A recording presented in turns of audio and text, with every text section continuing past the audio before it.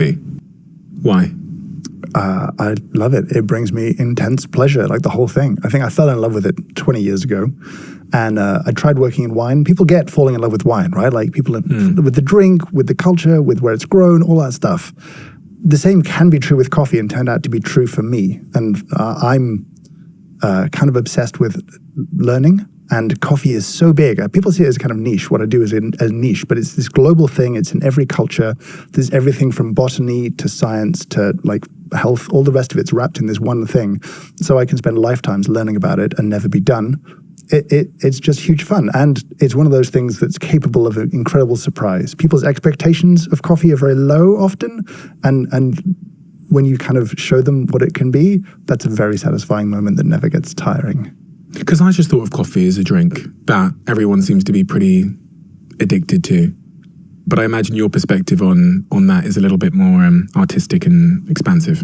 I mean, yes and no. Coffee's existence kind of blows my mind as a thing that we all do. That for over 100 years now, it's been normal to have the ground up seeds of a tropical fruit plant just sitting in your cupboard, and you're going to steep that in water and drink it. That's a weird human thing that we do. And it's just been a part of everyone's lives for as long as they can remember. Coffee's just there. But it turns out in sort of the last 20 years, we've had this boom of specialty coffee where we've kind of showcased how interesting it can be. It's not just this commoditized thing. And I think that bit has sort of changed consumption around the world now, actually. I see it in every country. People's opinions and expectations of coffee have shifted massively. When I first started drinking coffee, which I think I was quite late to coffee, and I think I'm quite a low-level consumer of coffee, part of the reason I was put off drinking coffee was because it appears that the entirety of society are addicted to it. And it might have this sort of first principle belief that anything that has a significant upside must come with a significant downside. Sure. And no one can tell me what the downside was. So I was just very reluctant to engage in an addiction when I can see the upside. I can see people are more focused. They seem to be higher in energy. That's the appearance I have. But the downside was never clear.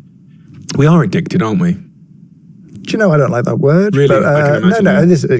It's the world's most popular psychoactive drug. It is the most widely consumed psychoactive drug. Yes, I would say it's absolutely bound itself into society now.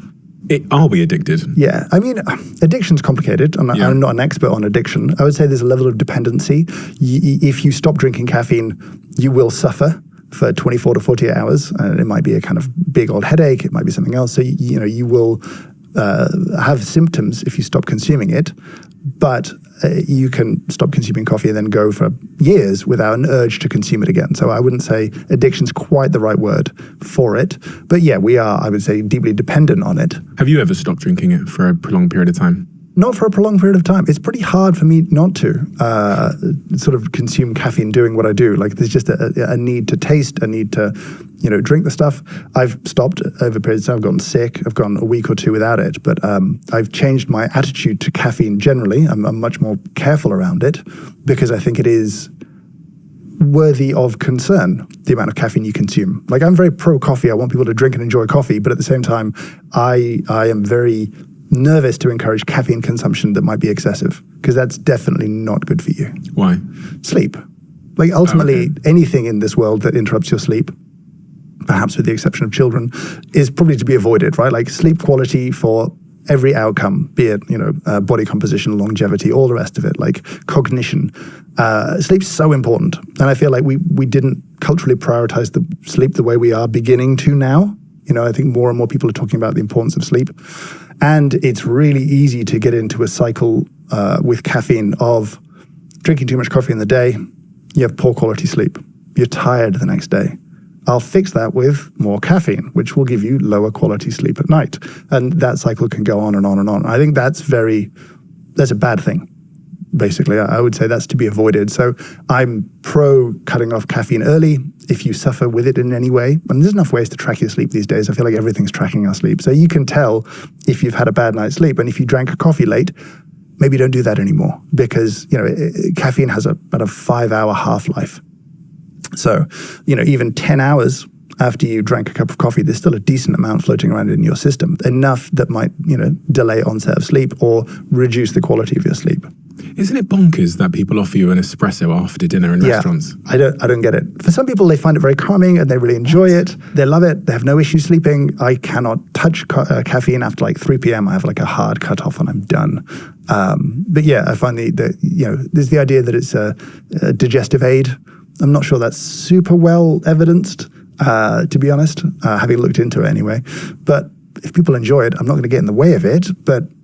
And some people sleep like a baby afterwards. I'm always amazed by those people who are like, yeah, I have coffee, I go to sleep. And you're like, how? And there's big genetic differences, and I think we're starting to see those, and you can get genetic tests done that will give you an idea of your caffeine metabolizer kind of rate. Are you slow? Are you fast? But yeah, it's one of those weird things where, because how coffee is made can impact the quantity of caffeine in the end cup, you can't accurately predict how much caffeine's in a coffee from a coffee shop. Right? There's a bunch of variables that can happen that will produce a pretty big variance. So this incredibly popular drug, we don't know how much we're taking most of the time, which I think is kind of wild, and maybe not a good thing. And so I'm kind of pro mindful consumption of this stuff, if that makes sense. Like just be aware of it and thoughtful about it, and still enjoy it. I want people to drink and enjoy coffee, but I want as much upside as possible, as little downside. You use the word drug there. With drugs, you get a sort of tolerance that requires you to have more and more of the thing to get to the same levels of, I don't know, psychoactiveness. Is that the same with coffee, where if I have one coffee today, in a couple of months' time, I'm going to need 2 to get to the same level of like alertness? Yes and no. It seems to be that the benefits that we see of caffeine when it comes to cognition disappear with habitual usage, and actually adding more doesn't change it. That first coffee that feels so good is taking us sort of, instead of going from 0 to 1, it's taking us from -1 to 0. It's removing the kind of withdrawal symptom almost and bringing us back to a kind of level of like, okay, I'm here now. And so if you really, really want maximum benefit from caffeine, be it cognition or sports or anything else, then actually having a period without coffee beforehand will give you the sort of greatest benefit afterwards. So there's a habituation, I guess, but it doesn't escalate the way the drugs do. Like you don't need to suddenly be drinking 6, 8, 10 cups of coffee to have an effect. You'll just feel weird. So yeah, a little bit though. Again, going back to my first principles, one of my first principles in life generally, and this is why I often avoid medicine, paracetamol, you name it. I'd rather take the headache than start dabbling, because I always think there's a cost to something. When I think about the way we live our lives in society, we literally, many people will have 3 or 4 cups of coffee a day. Some people even more. Some people will just drink coffee all the way through the day, throughout work, and then have one on their way home from work as well. And I look at that objectively and go, that's insanity. That this sort of the entire Western population is just like caffeinating themselves just to function. And then you hear phrases like, I can't function. I've not had my coffee yet. And I just go, this is, but I don't know enough about coffee to understand if that's just, maybe there is a free lunch as it relates to coffee, or maybe sleep is the only. I think sleep's the primary concern. But, if you're not suffering any issues with sleep from your coffee consumption, then, if you look at the science, I'm not a scientist. I like to read the research papers, but I'm not doing the research. But on almost every front, coffee seems to be healthy and have a really positive impact wherever it's been measured, and across a whole range of different stuff. So, as to why caffeine's one part of it, I think the fact that coffee contains a surprising amount of fiber is another one, or the quantity of polyphenols in there. If you're interested in the gut microbiome, like coffee seems to be really good for that. And I think we know more and more the microbiome, Tim Spector has taught us all the importance of that it impacts us in so many different ways. So on almost any front, if you've researched, is coffee good for, longevity? Yes, you see a reduction in all-cause mortality that correlates to coffee consumption. Is it good for cognitive decline? Yes, you tend to see coffee consumption associated with less cognitive decline in old age, or liver function, cancer. All of these things seem to have a positive association with coffee drinking, but if it's messing with your sleep, I don't think it's worth it. That's just me. That's the line for me of like, it's not such an incredible benefit that it is worth the loss of sleep quality. Yeah, sleep has become just the biggest obsession in my life over the last year. I think for all of us. So to avoid the impact of coffee impacting on sleep, you think the best thing to do is, because I've just not been drinking coffee after like 1 p.m. Great. Okay. I think that's a pretty good way to go. I think decaf is still a good option. I think people are kind of really negative about decaf because we have this caffeine first association with coffee. Mm-hmm. A lot of people are like, why would I drink decaf? What's the point? Mm-hmm. You know, you see a lot of death before decaf or whatever. But I think decaf can be really tasty, which is good. Like it's a nice, delicious hot drink. And also, yeah, there's a little bit less of the downside if you are concerned about caffeine.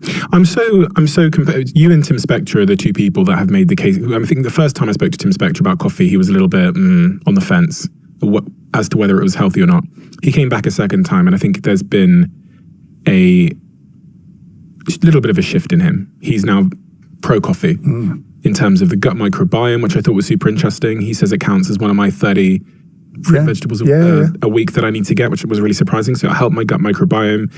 He talked about the longevity impacts as well, which I thought was staggering, that the studies seem to show that it will extend your life.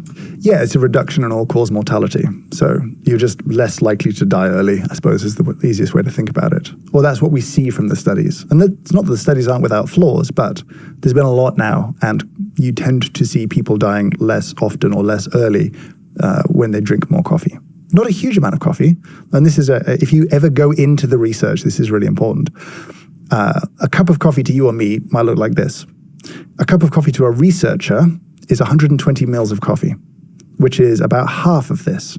So you'll see loads of studies say 3 cups of coffee is when you see these benefits. That's not a liter of coffee. That's more like 300 to 400 mils total a day of, say, filter coffee, or 1 or 2 or 3 espressos, single espressos. So the definition of a cup from all these studies is really confusing and problematic, and I think encourages excess coffee consumption. But yeah, 3 cups of coffee for heart disease, for all sorts of things, is seen to be associated with improvement in outcome. Why might that be? What is it about the coffee bean, that is causing health benefits? That's probably above my pay grade. Mm-hmm. I would probably, at this point, I'm probably aligned with Tim in that it's a great source of fiber and polyphenols. That it is like having another vegetable into the diet. It's more diversity of diet. I think one study showed that for some people in the US, like cups of filter coffee were their primary source of dietary fiber.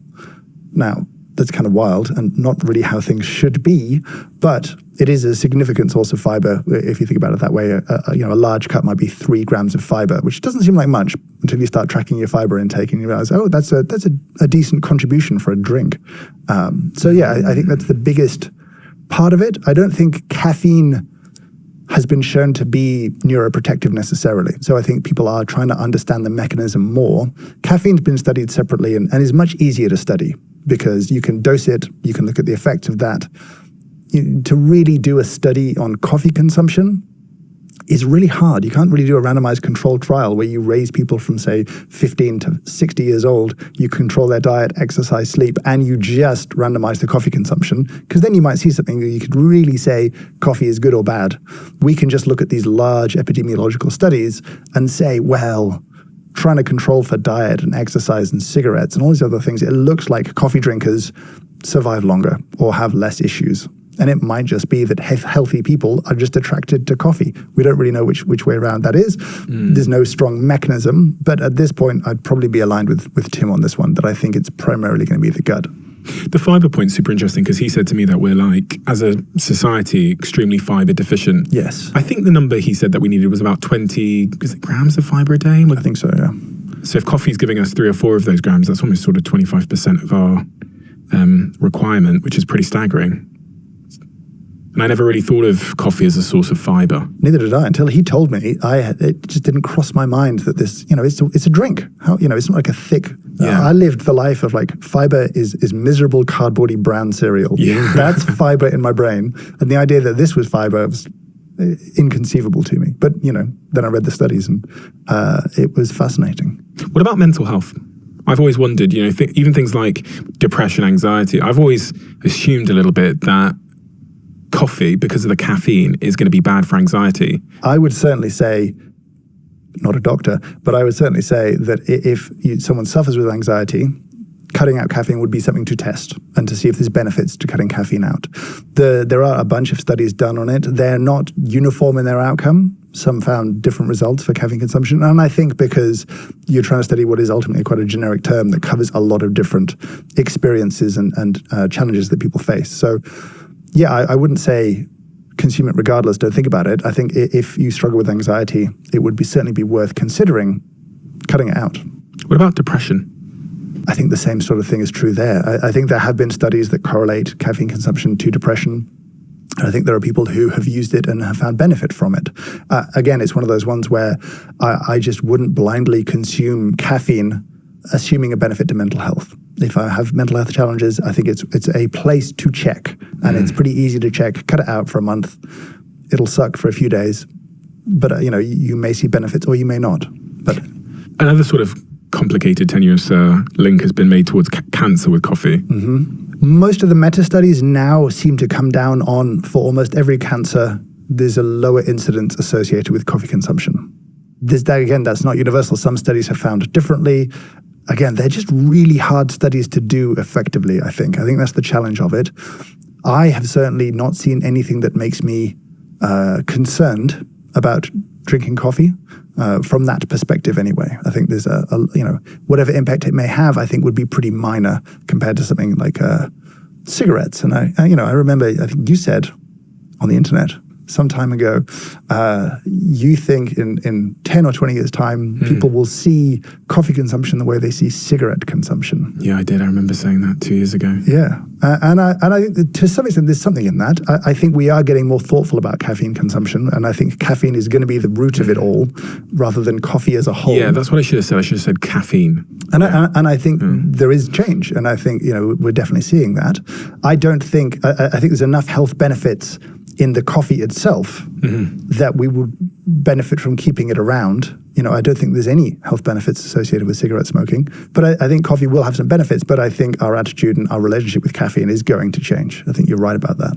Yeah, that's really what I was getting at. I almost couldn't pull apart coffee from caffeine because I'm a muggle on this subject matter. But what I really mean is that addiction to this drug of caffeine and how it's like running everyone's life, and we need 3 cups or 4 cups a day just to be normal and to show up to work and think straight. I go, Jesus Christ, as is always the case with these sort of health revolutions, we kind of go to one extreme and then we go to the other. There's the counter movement. There'll be like the big decaf movement. There's now, because of neurodiversity and anxiety concerns, there's this jitter-free, crash-free caffeine movement emerging in things like matcha and etc. So, are you seeing a rise in people choosing decaf? And the great frustration of decaf is that decaf drinkers are typically very poorly served by the coffee industry. Okay. For a bunch of reasons, coffee shop owners tend not to invest in decaf. A lot of coffee roasting companies don't really care about decaf, despite the fact that decaf drinkers are the ones who are drinking it just for the taste. They are the purest coffee consumer, actually, because they just want the flavor. They don't even want the caffeine, just the flavor. Madness. So, it's always been an important thing for me over the years that decaf be good. But yeah, I'd love to see more decaf consumption going on. I think decaf can be really delicious and good if it's done properly all the way through, from sort of farm to cup. But it's not as available as it should be to most people, which kind of hurts me. What about Alzheimer's? Randomly something I've got increasingly more interested in over the last couple of years. I think from doing this podcast and speaking to health experts, but it has almost felt like this mystery disease that strikes some people for a reason that we haven't quite yet figured out. Perfectly healthy people can suddenly get the news that they have Alzheimer's. Is there a relationship from the studies that you've seen between Alzheimer's and coffee? Yes. And I'm going to sound like a broken record, where you see, once again, up to about 3 cups of coffee a day saw an association with reduced cognitive decline and a reduced incidence of Alzheimer's. So it's, again, I'm not saying that coffee is causing this. I'm saying in the studies, the people who drank coffee had better outcomes. But you can't just say because they drank coffee. That's a really important disconnect in these kind of things that doesn't happen often enough.